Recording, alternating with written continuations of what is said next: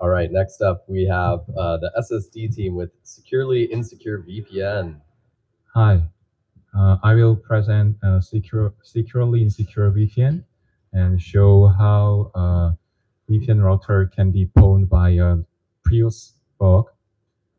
Hope you enjoy. I'm SEONGJOON Cho.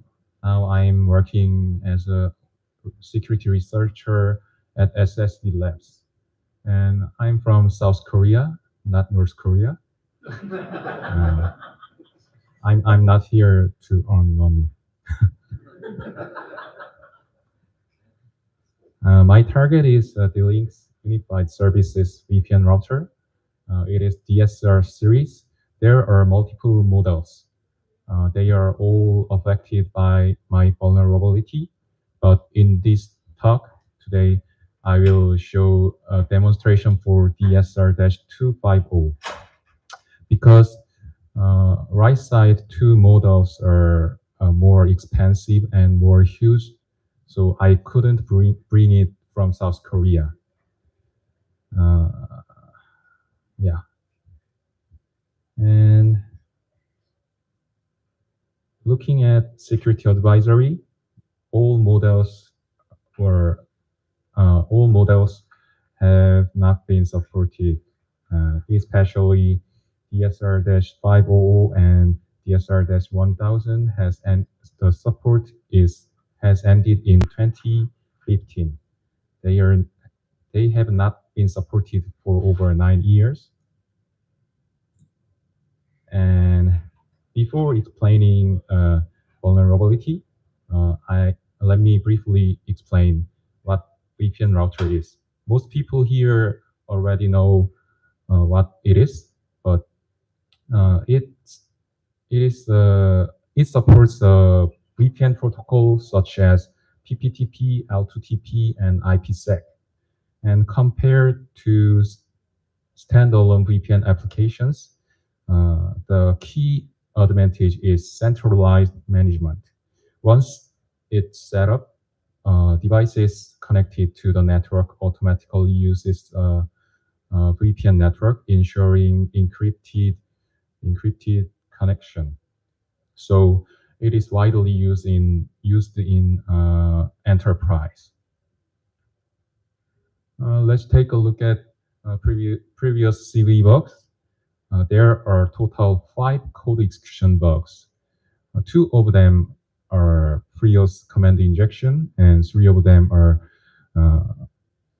authenticated command injections. And there is no memory bug. So I thought that there must be at least one memory bug. So I started research, and this slide shows how I found bug. This is the daily life of vulnerability researcher.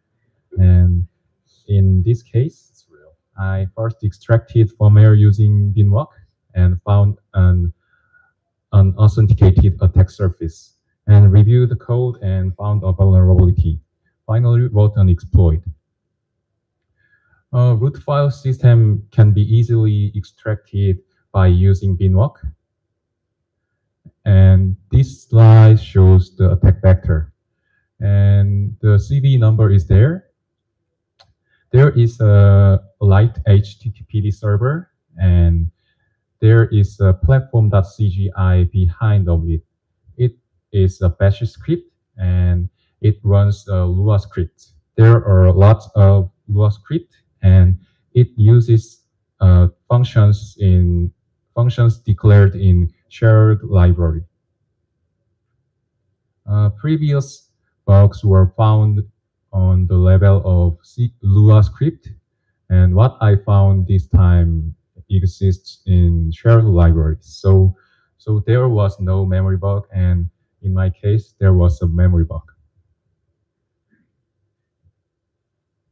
And let's take a look at code. The bug is in logout function. It calls parse logout information function, and the argument is from CGI params. These CGI params are user input. So the argument is user input. And following the function, it calls the DUA logout information get. And the argument is same. The function is declared in this captive portal library, and we become happy to see the code written in C. Yeah.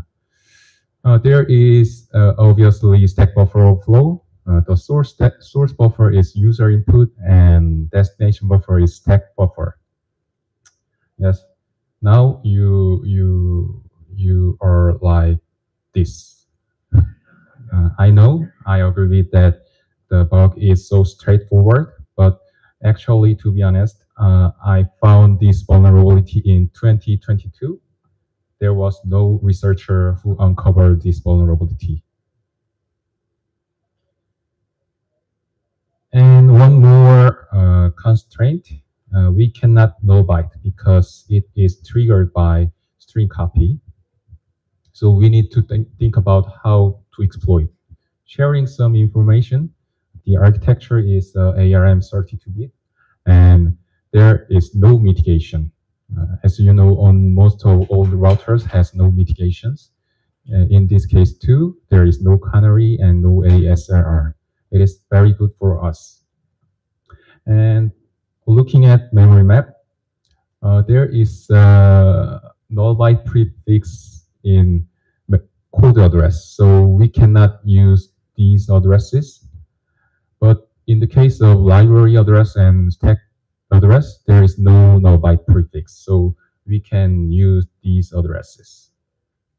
I found two gadgets to achieve a code execution. This shows the memory layout after stack buffer overflow is triggered, and these are the what I found. First argument sets R3 register to system address and PC to second address. Second gadget sets R0 register to SP register, and this R0 register means on the ARM architecture means first argument, and this SP register is pointing to our arbitrary command string. So first argument was controlled, and in R3 register, it has a system function address. So finally, system function is called with arbitrary command. Let me show a demonstration.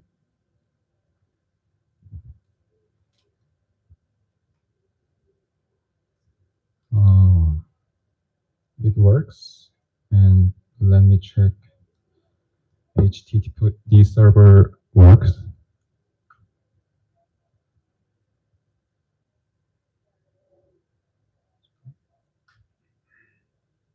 Okay, it works. I entered ID, and this is fingerprint, and it's out. There we go. And I thought about how to show something interesting, so I prepared something shocking. Let's look at this display. 3, 2, 1. Yeah, power LED is blinking. What I prepared. There we go. I'd be nervous with that script name.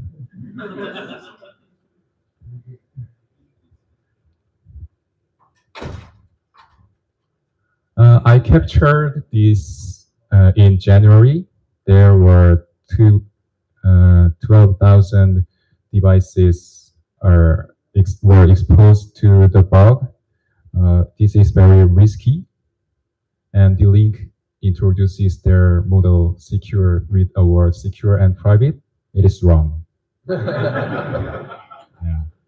And as a temporary solution, I suggest that you disable this remote management so that remote attacker from when it when are blocked.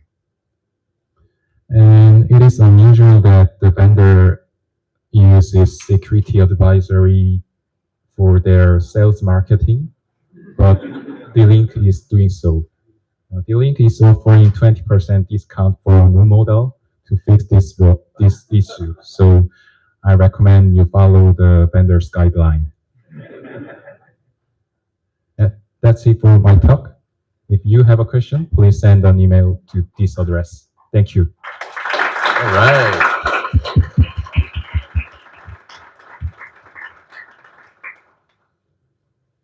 I appreciate the dedication to go beyond and find a memory corruption bug, even though no one else had in that target.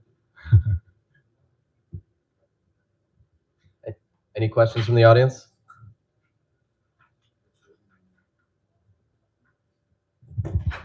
Judges? Any question? So, remind us swag for questions. Do you have physical possession of the other devices you listed, and do you try it on those devices as well? I tried the exploit on the DSR-250 only, but I statically check the vulnerability exists in the binary. Thank you. Yeah, thank you. All right. Any other questions? Going once, going twice. All right, thank you.